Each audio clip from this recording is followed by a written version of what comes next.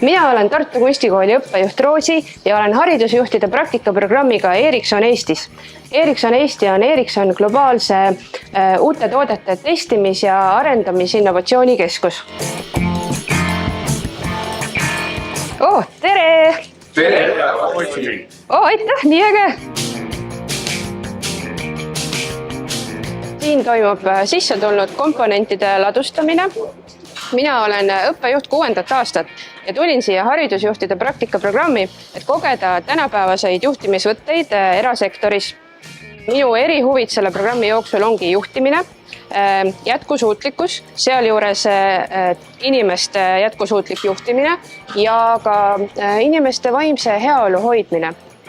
Ja siin Ericssonis ma töötan FA ehk Final Assembly ehk siis toote kokkupanemise osakonnas.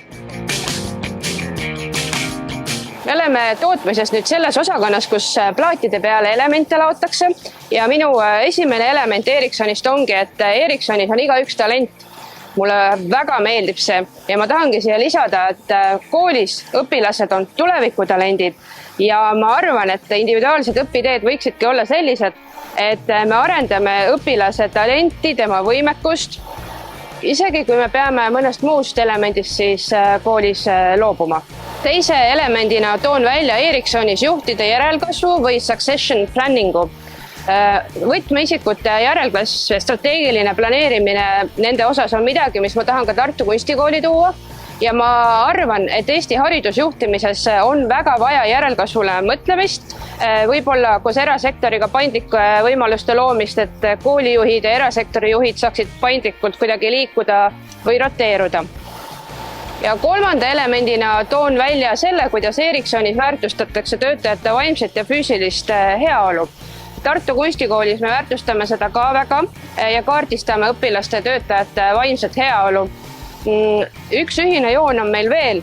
Ericssonis tuuakse välja selle vaimse heaolu teema juures alati ka finantskirjaoskus ja finantsheaolu. Et see on midagi, mis ma tahan ka koolis rohkem teha ja väärtustada. Finantskirjaoskus.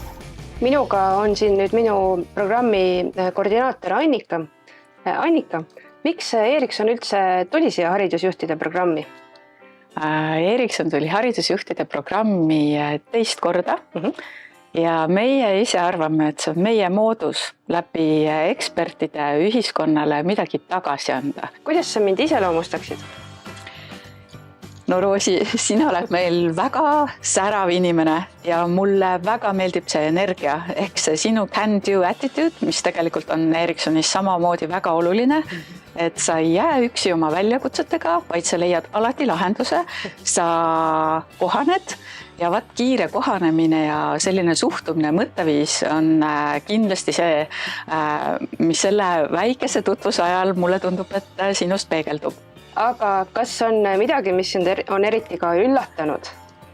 Mõnes mõttes ma ütleks, et mind ei üllatanud sinu tulek või sinu olek. Mulle väga pigem meeldis see. Loomulikult oleks võinud olla ka teistpidi, aga ma olen väga rahul, väga hea valik. Meie match, ma arvan, nii organisatsioonina kui tegelikult ka inimestena on olnud väga mõnus. Ja üllatuse mõttes võib-olla sa kiiremini kohanesid. Ehk sinu see säilenõtkus oli kiirem, kui ma ise arvasin. Nüüd olemegi jõudnud siis Final Assembly osakonda. Meil on siis see lõppkoostamine siin. Et nii mina kui ka Roosi oleme selles haridusjuhtide praktikaprogrammis esimest korda.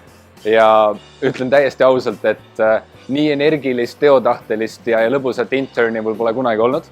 Et mina ja Roosi õpime mõlemad üksteiselt väga palju ja ausalt see koostöö toimib suurepäraselt.